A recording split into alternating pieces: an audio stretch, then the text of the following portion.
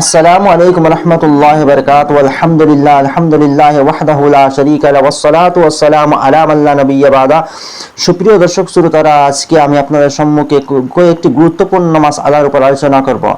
প্রথম প্রশ্নটা হয়েছে যে ঈদের নামাজের পরে মুসাফা করাকে বাধ্যতামূলক করে নেওয়া শরীয়তের দৃষ্টিতে কেমন? দেখুন, মুসাফা করা হচ্ছে একটি সুন্নত। আপনি যে কোনো সময় একজন মুসলমান আরেকজন মুসলমানকে দেখতে মুসাফা করতে পারবেন, এটা জন্য কোনো সময় কোনো দিন নির্ধারণ শরীয়তের মধ্যে নেই।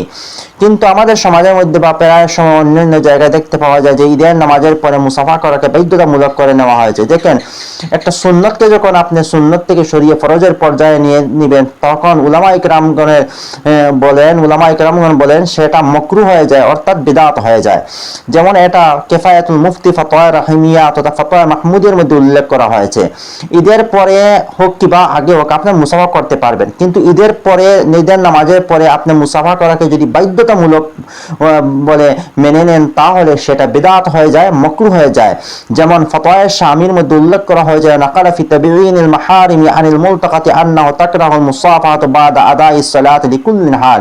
এখানেও বলা হয়েছে যে বাধ্যতামূলক করা মুসাফাকে নামাজের পরে সেটা বিদআত হয়ে যায়। লিআন্না সাহাবাতা রাদিয়াল্লাহু আনহুম মা সাফাহু বাদা আদাইস সালাত, এটা সাহাবীদের চরিত্র ছিল না। ওয়া লিআন্নাহা মিনাস সুনানির রাওয়াফিজ, এটা রাওয়াফিজ অর্থাৎ শিয়াদের চরিত্র। ثم نقل عن ابن حجر عن الشافعية إنها بدعة مكروهة لا أصل لها في الشريعة। হাফিজ ইবনে হাজার আসকালানী রাহমাতুল্লাহ আলাইহি, উনি একজন বড় ধরনের আলিম ছিলেন, মুফাসসির ছিলেন। উনি বলেন এটা বিদআত হয়ে যায়, শরীয়তের মধ্যে এর কোনো প্রমাণ নাই। وقال ابن الحاج عن من المالكية في المدخل أنها من البدع موضوع المصافحة في الشرع إنما هو عند لقاء المسلم لأخيه لا في أدبار الصلاة। এখানে ইবনুল হাজ রাহমাতুল্লাহ উনি বলেন যে এটা শরীয়তের মধ্যে কোনো প্রমাণ নাই, এটা বিদআত হয়ে যায়। অর্থাৎ নামাজের পরে ঈদের নামাজ হোক কিংবা যে কোনো নামাজ হোক, আপনি মুসাফা করাকে যদি নামাজের পরে বাধ্যতামূলক করে নেন, তাহলে সেটা বিদআত হয়ে যায়। আপনি এমনি যদি করে থাকেন কোনো অসুবিধা নেই, কিন্তু বাধ্যতামূলক যদি করে নেন তাহলে সেটা বিদআত হয়ে যায়, মাকরুহ হয়ে যায়।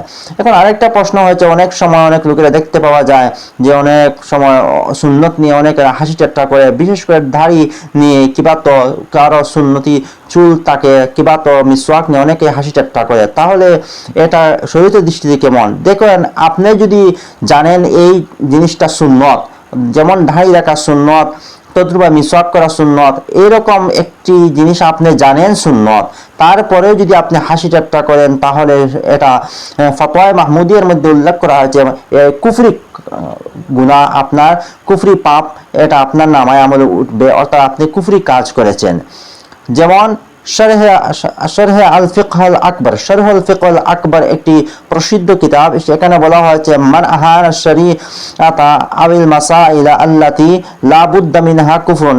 শরীয়তের কোনো একটি মাসআলাকে কিংবা তো সুন্নতকে যদি আপনি অসম্মান করেন, হাসি ঠাট্টা করেন, তাহলে সেটা কুফর হয়ে যায়।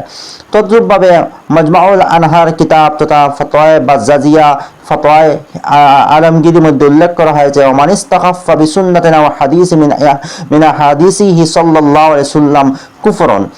এখানে বলা হয়েছে রাসূল করিম সাল্লাল্লাহু আলাইহি ওয়াসাল্লামের কোন সুন্নত কিংবা আল্লাহ রাসূল সাল্লাল্লাহু আলাইহি ওয়াসাল্লাম হাদিসের মধ্যে কোনো একটি হাদিসে কে যদি আপনি অসম্মান করেন, তাহলে সেটা কুফর হয়ে যায়।